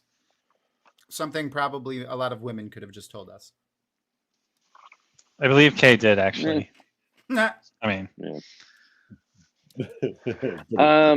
We hear that they're pretty good for accepted and novices. When they were novices, they got raised up pretty quickly. We meet someone later who was a novice for like 10 years and accepted for 18. So it's not, they're progressing pretty well. The other one who has the world record, though, is Elida. We remember her, right? Elida. She's an up-and-comer. She's a go-getter. Or go get him because she's a red. Get it? Uh-huh. The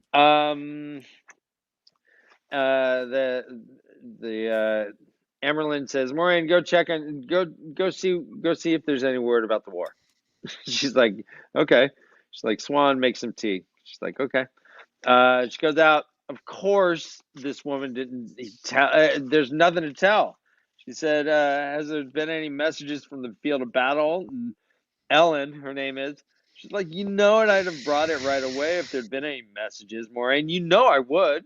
She's like, yeah, I know, but my boss told me. Had to ask. And then she's like, "Hey, did Katara have a foretelling?" She's like, "Yeah, just keep reading, child."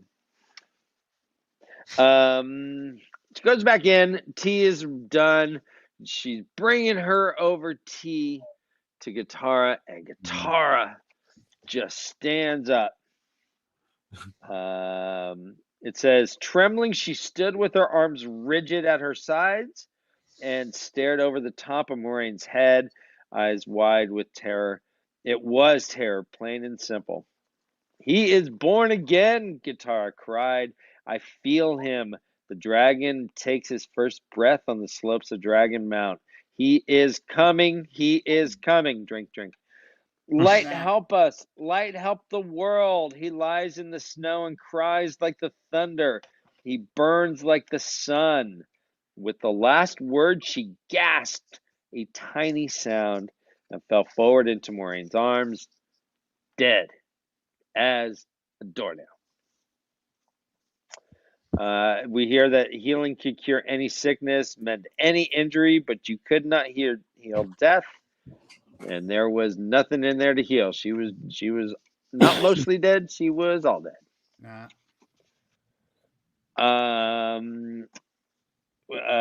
Tamara's like, "Oh Jesus, not now, no, please don't, not now." But it's obvious she's dead, and she looks at the girls. She's like, "Well, you guys are not dumb shits. You know what you heard, right?" And they're like, "Yeah, we know." She's like, "Damn it, they know." She's like, "All right, here's the deal.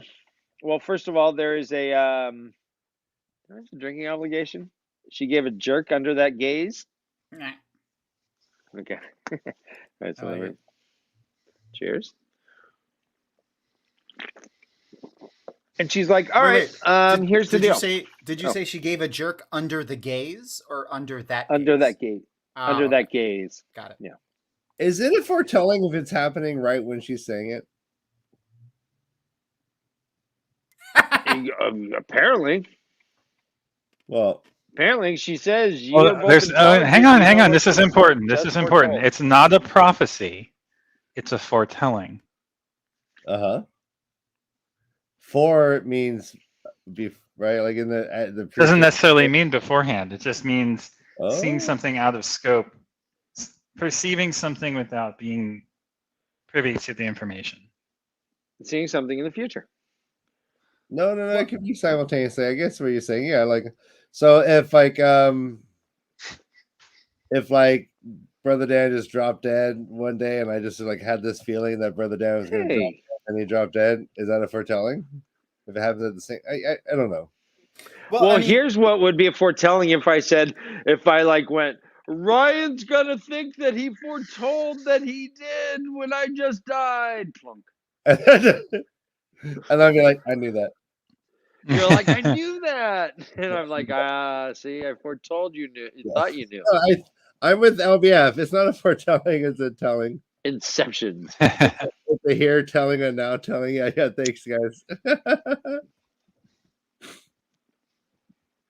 When will then be now? Well, maybe she had 3 prior ones. Okay. That's that. Jesus, Corona. I know, Ryan. I know. I'll write it down for you next time so that you have some warning. So Tamara's like, "All right, ladies, here's what you're gonna do. You will tell no one about this, and in fact, lie if they ask you. Fucking lie. Yeah, you have my permission. But if anyone asks, you didn't say shit. You don't know anything, okay?" And they're like, whoa, you digging this? Whoa, okay, cool. They're like, and in the beginning, Moraine was like, "Man, I hope Katara has a foretelling. This is gonna be awesome if she does." And then at the end, she's like, I wanted a foretelling. What I got was a foretelling of doom. Oh, and the woman died in my arms. Oh. Well, then she died from choking on a now or later candy. An hour later? Noman Nice. Noman Garden Guitar Amoroso had the power of narration. That was good. I like that. The power of narration. Gosh, I wish I could know what Karri John thinks about this, but She dang caught a it. narration. Did Moraine have a foretelling when she wished to hear a prophecy or a foretelling? Did she have a foretelling of the foretelling? I think she. Oh, She had it before foretelling. A pre-foretelling? A before telling. Before telling? Premature telling? A premature telling, yeah.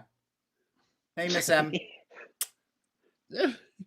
that's just for K on a different account. Yeah. Switch over.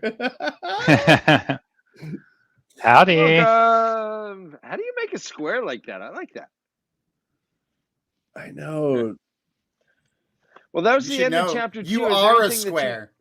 Is there anything you want to touch on, Josh, in chapter 2? I think we're good. Let's jump it, Ryan. Let's jump into chapter 3. I can guide it. Tell Yeah, me no, I have notes up until a point, and then you can take over. Oh, okay. Good. All right. Chapter 3 starts off. Moraine and Swan are hanging out, and Swan. Well, real fast. You don't have the book. It has an icon I don't think we've seen before. Have we seen this fish icon, Josh? I don't know if we have. Maybe we have, but dang it, I think it's kind of cool. Anyways, The copy that I have doesn't have the icons. Fuck. Yeah, I think it's Swan's icon, maybe. Yeah, it's definitely Swan's icon. Yeah, that's a Swan icon. Okay. But I don't know if we've seen that before. I don't know. I don't know either. It's definitely unfamiliar. It's not one. If we've Okay. seen it before, it's not many times. And real quick, was the first chapter of this book, was that the first land POV we've had? Up to book 5, yes. Yeah. Yeah, I think so. Yeah, I remember being super excited to get into his mind. What I'm also excited about There's not much in it, Ryan. There's not much in it. That's wrong. No, it's void. There's not much. There's flame. Just look at the flame. Okay. No, he fed it all Koji? into the Cody. Yeah, actually, that's a good point. Is that icon just a bunch of fish guts? It's a lionfish. It's a lionfish. Yeah, I was about to say it's a lionfish. All right, so Oh. here, they're what I like, and I'm just gonna do broad strokes here. They're hanging out. She's offering breakfast. She doesn't even want breakfast. She just was like, "Hey, I'll eat with you if you want to eat." And there's this a lot of tender moments that are happening between these two. Yeah, and which is even more the reason I love what they did with them in the show. Yeah. God, how awesome would it be to be able to go back and see like this version of Moraine also, who's cracking left and right. She is breaking, like up until now, she has been like the most awesome, badass, stoic person, but that was like 20 years prior. She could barely hold her composure in certain situations. Her thoughts are like veering wildly off course and stuff. It's really fun to get into this. Yeah. I do love how the irrelevant thoughts are like portrayed in these chapters, and like the little thing about the seafood porcelain being expensive, and just like again, like feels like very humanized the way that it's written. Yeah, like a high stress. Feels a bit like situation. Egwin to me ish. You know. Yeah. More than the Moraine that we know from the book series. And it's great. Yeah, it's crazy. Up until book 3 or 4, even like Moraine's an untouchable character, on a pedestal, like from these little guys' POVs. It's so cool to spring back. But also, let's talk about the relationship. The Pillow Friends thing is it's just a little cheap. And it is. It's Robert Jordan disgusting-y. Yeah, it's one of the few things. It's one of the few things about the Wheel of Time that I dislike. I don't think it was done with malicious intent. And knowing what I know from Harriet Maria, I think I could say it wasn't done with malicious intent. But it just feels like a man who who doesn't who was understand. not quite self-aware about Yeah. how we would be self-aware about those things today. Yeah, but also he kind of writes off the whole idea of there even being like a possibility at a relationship with, not in this chapter, but just the idea of the pillow friends. Like it's just lesbianism by proxy. You know, like and they grow out of it soon. You know, like oh yeah, that was when they were. You know. Well, I will push back a tiny bit, Josh, though, if I can, real fast, because Moraine says, yeah, Swan she wants to go adventure, and as soon as she becomes an Aes Sedai, she's gonna go, and I'm gonna go, and we'll see each other maybe twice in 10 years, if that. What is that pushing it back against? That awareness against the simpleness of the pillow friend situation. To me, there is a realization that it isn't sustainable in this organization because they are going to be separated for quite some time. It's a reality, and so the idea of a pillow friend, but that's part of it, though. I mean, it's like it's just putting non-binary, it's putting non-traditionally gendered relationships in a subcategory. As something that's a passing fad, and it demeans it to this kind of temporary thing rather than like talk to a trans or LGBTQ person, and for them it's a full reality, right? It's not if Moraine and Siuan continued being into the same sex after this relationship, I would be fine with this interaction between the two of them kind of writing off their relationship. But they, knowing what we know in book 5 with how Moraine gave Tom the letter and how Tom feels, like it seems like there was maybe some tension there, so she started, there's almost up to the point in book 5 again, there's no on-screen kind of same-sex relationships except this allusion to pillow friends, which is just kind of thrown away. Right. I would say that that both Swan and Moraine are presented as asexual. There is no sexual dynamic between her and Lan, between her and the boys, between really. She mentions the possibility of seducing Rand. Oh, and here too, yeah. I mean, they're talking about that, like the innuendo here is that they have been together, the two of them. Sure. No, I'm saying besides here. Oh, okay. Within the series itself, I never saw that she was getting some during this trip. Yeah, I mean, she everything took a side note to finding the dragon and making sure he gets to, Josh, ever since you've been our first-time reader, I've been picking up on certain things that you've been pointing out.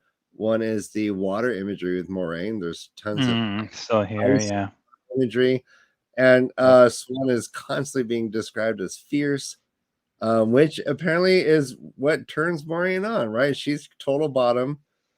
Swan's a top. She loves how naturally she gets led around. When the the door is closed, there might be some whips and chips and dip. Well, and we've talked about little one power sex. I mean, that's got to be just magnificent. Oh my god! I mean, the idea of Swan and Moraine together, just doing making the whole body feathers and all that shit. Not niddles. Let's pick something nice. Marshmallow. Swan was super cute, talking about wanting to go on those adventures. Again, these are voices we never can imagine when you think about how we met them. They're on the pillars at the top of the world. As they're going back to do some training, Moraine starts pondering the prophecy, and she starts remembering the breaking. A lot of this is kind of info dump. But the one thing that was interesting, she says the prophecy says he only has a chance, but not whether he wins or loses. Speaking of the Dragon Reborn, which is fun. And then she ponders herself, what would be a better world? And this is a callback to what you're talking about, Josh. We've touched upon this all the time. Would it be better for the Dark One to win or for the Dragon Reborn to win? And Moraine points out that it'd be better for the dragon because at least there's a some resemblance of an after. What was it? There's a phrase that was great. I don't have it in front of me. It would be just a pit of, anyways. It and a pit of something. Yeah, the Dark One would only leave a charnel house. Charnel house, I love that. Yes, that's a great phrase. And last time I noticed is that she's talking about the kind of the whole overview of the Tarvala, and you get to see her kind of ability to suss out things. And she's saying there used to be 3,000 sisters, now there's what 846. Because I did math. Proud of you, buddy. Is failing. Well, it said the tower had been built to house 3,000 sisters, but only 423 were in residence at the moment, with perhaps twice as many more scattered across the nation. So that would probably be 1,200 then. If it was 400 and then 800 are out. Yeah. That's a lot. Yeah. That's actually a lot of Aes Sedai when you think about it, too. Yeah. Yeah. Dan, next time you fucking correct me live like that again, I'm gonna fucking hug Hey, you. Ryan. Hey, you know what? If you're gonna embarrass yourself, I'm just gonna. I'm walking away. Okay, I'm taking space. It's all right. Come here, buddy. Come here. It's his chapter. What are you gonna do? It's okay, Ryan. Once half the girls that were accepted were tested, but now only 1 in 20? Does that mean that the power of women, the likeliness of finding a woman who's powerful enough to become an Aes Sedai has been reduced? That is what that statement is implying. Yeah. No. Josh, what Aja do you think does recruitment?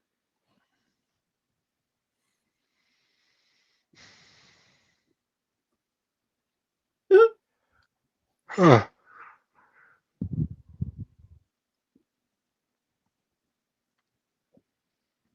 would guess probably the whites, the grays, or the reds.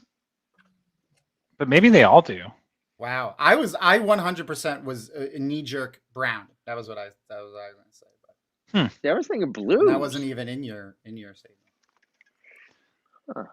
Blues are too caught up in their own Yeah, they pick a cause. Like if they're machinations. Yeah. Well, yeah, I mean, like if a blues cause was to grow the Aes Sedai. Grow the tower, then 100% they would be out there recruiting. But aren't the grays the political? cause, Aren't the grays the political ones? Grays or whites? I always confuse the two of them. One's lawyers and one's politicians. Oh, God, yeah. The whites are logic. The grays are diplomacy. So grays are politicians. Politics and mediation. Are the politicians? Yeah. Yes.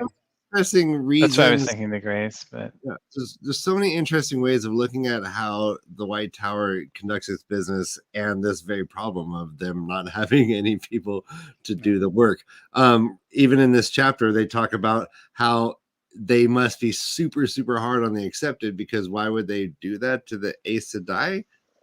And I remember thinking, like, why is that necessarily the best way of like getting a channeling woman to maximize their capacities by just beating them down, and right, like could there be another way of getting someone from A to B without just kicking them out of the tower if they just can't cut it through their brutality? I think we know that there is. I mean, I think if you look at it's surprising that there's a Tuathan Ameri, a Seafolk Aes Sedai in the tower, because we know the Wayfinders can channel, right? Mm-hmm. So presumably, I mean, it does seem like maybe the Aiel take a similar approach, but they're kind of descendants of the Aes Sedai in a sense. Their training, possibly, right? Yeah. Because they were their people. I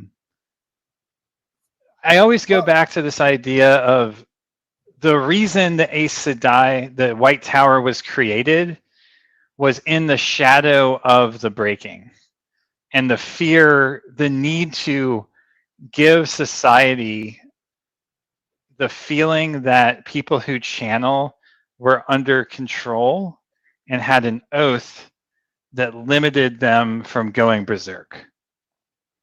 That's what I see the political and social role of the White Tower as, and why the oath rod and like, you know, it's like it's there as a response to the problems that occurred from channelers opening the Dark One's prison, the Great Lord's prison. Right?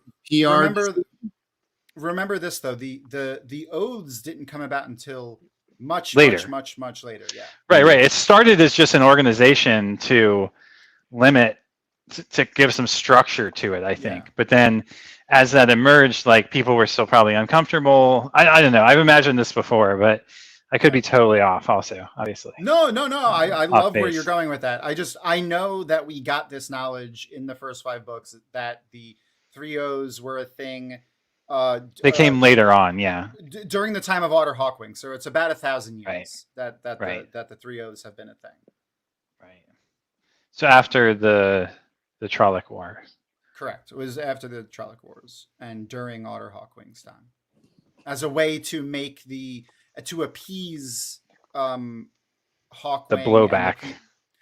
Well, the those who thought like Hawkwing that the Aes Sedai were meddlesome and that they were dangerous and like kind of early White Cloak thinking. Right.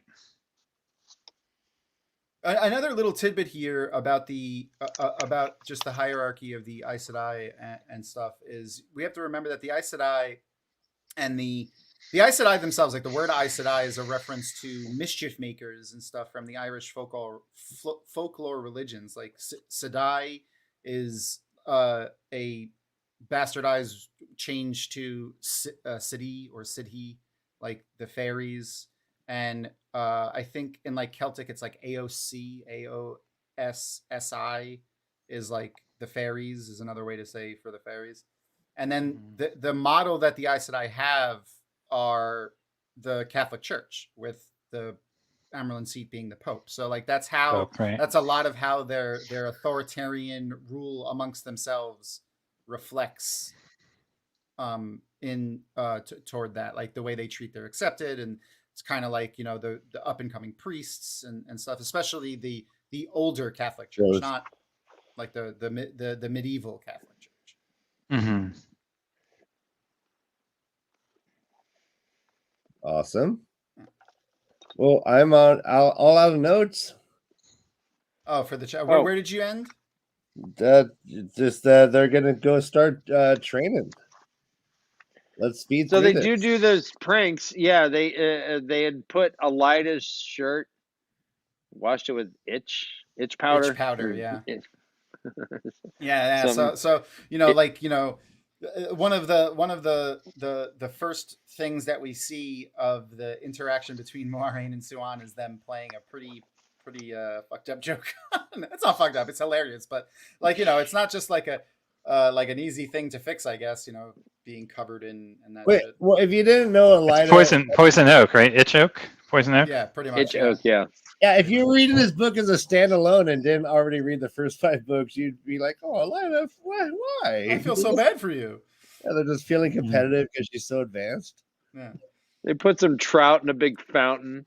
I mean, it's just like I can just hear like Kenny Loggins' Holiday. Ooh, yeah, like all these like pranks are going on. I love it.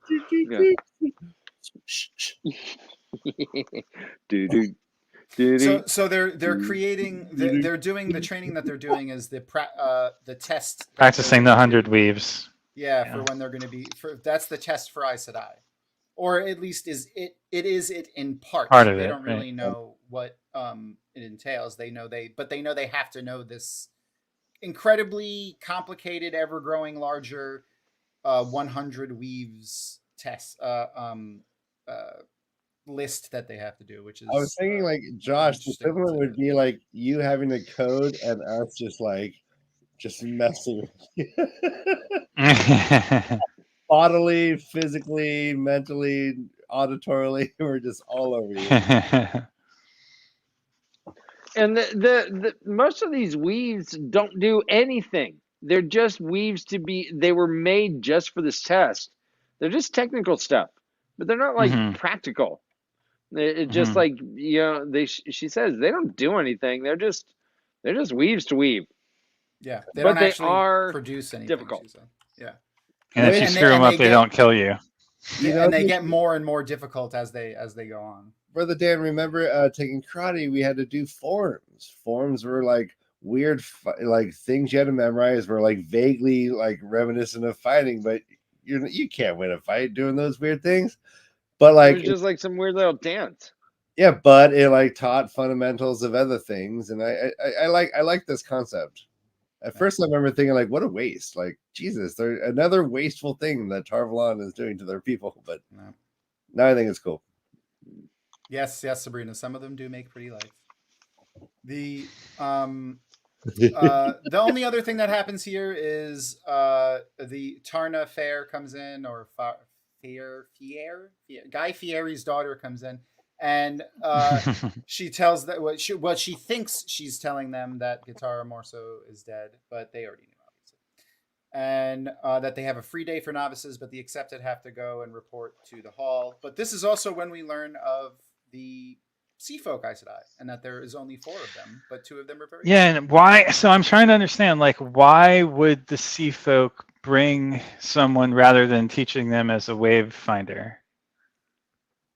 Like, what was special about these 4 that had them be kicked out essentially of their culture?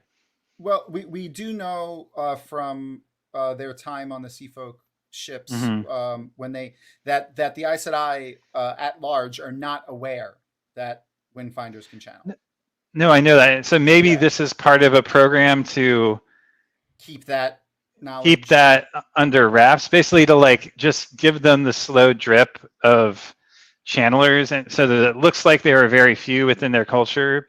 Yeah. So these are kind of like the sacrificial lambs to keep their own internal cultural channeling secret.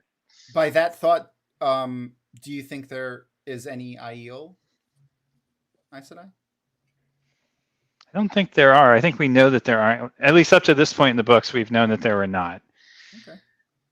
Because when they learn that the wise ones can channel, they're all excited to go back and tell the tower about it. Yeah. Well, I don't know if excited is the right word, but they consider the implications of the tower learning about it. And certainly the Aes Sedai who are there are like, oh, and then we see when they return to the village to Altara,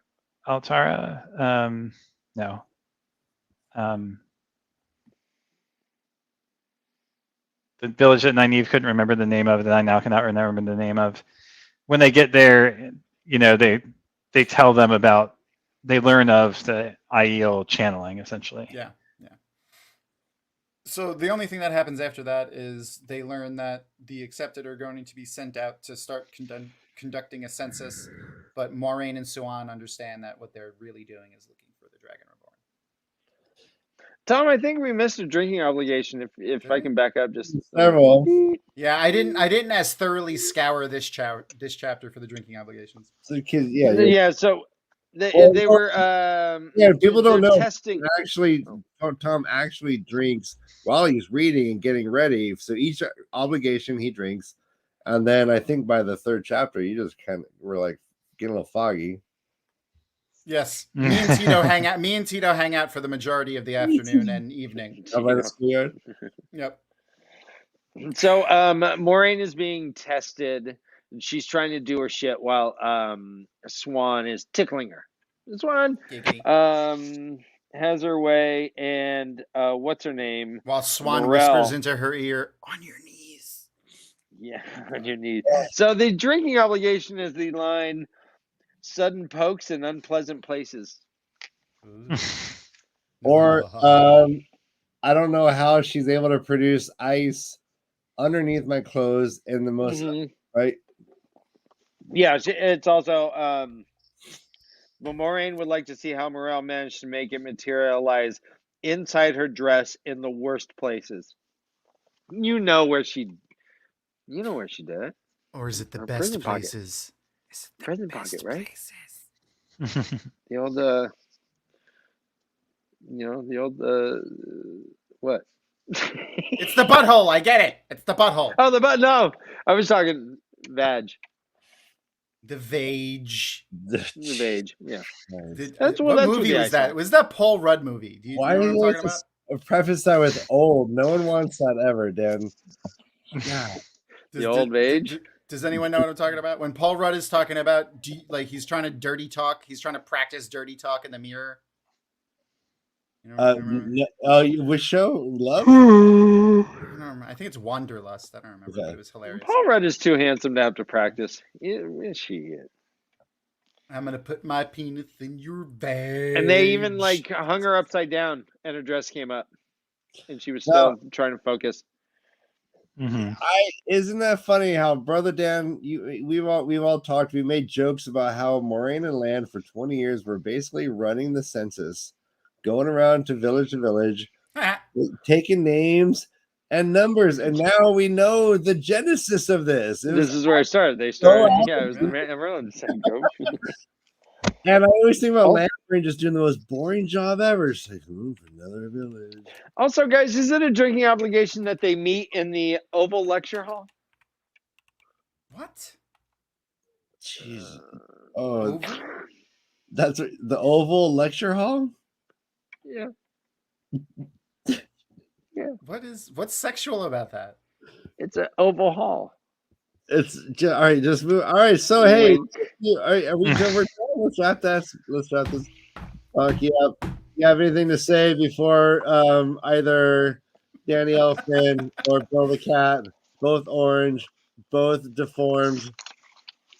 That man has quite a physique, sir. Yeah, he's swole. He is. He's swole.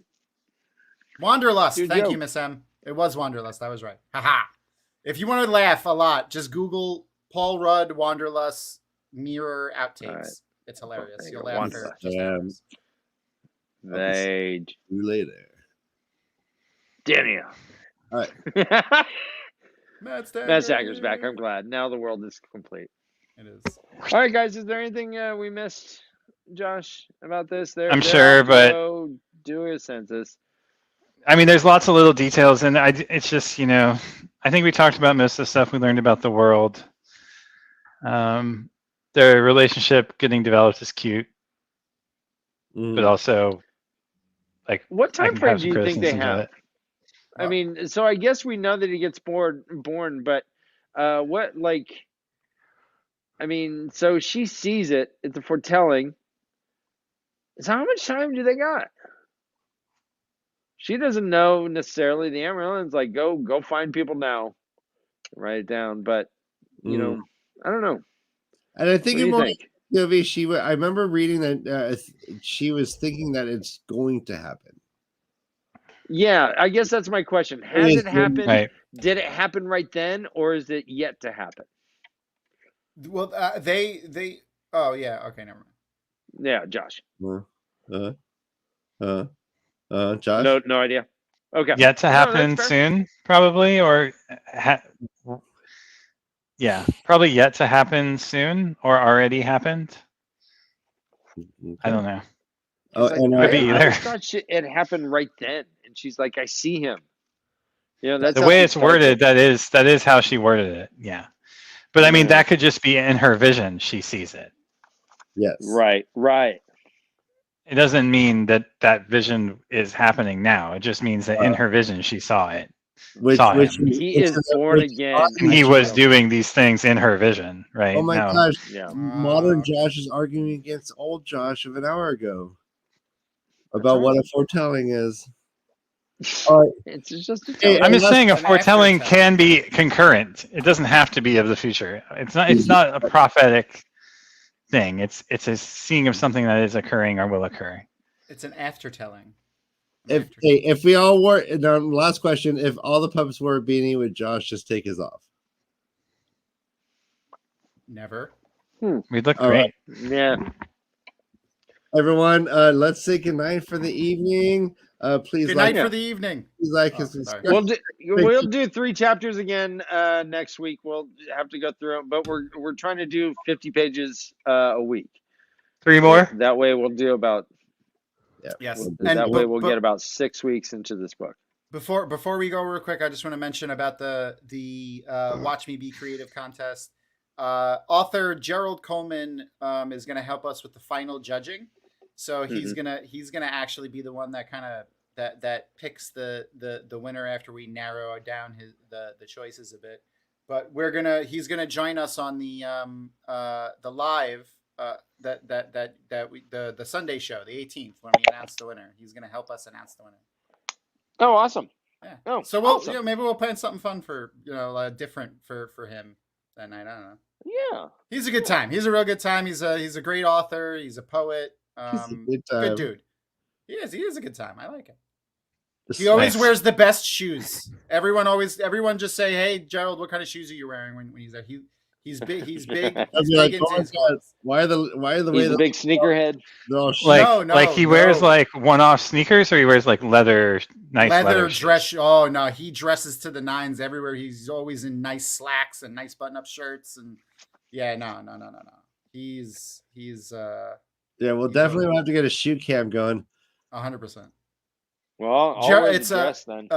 If you go to GeraldLColeman.com, GeraldLColeman.com, that's his website.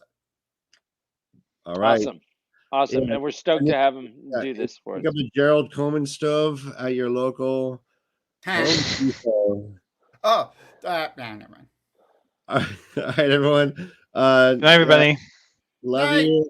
We're proud of you, and run for your lives. This is the way to live.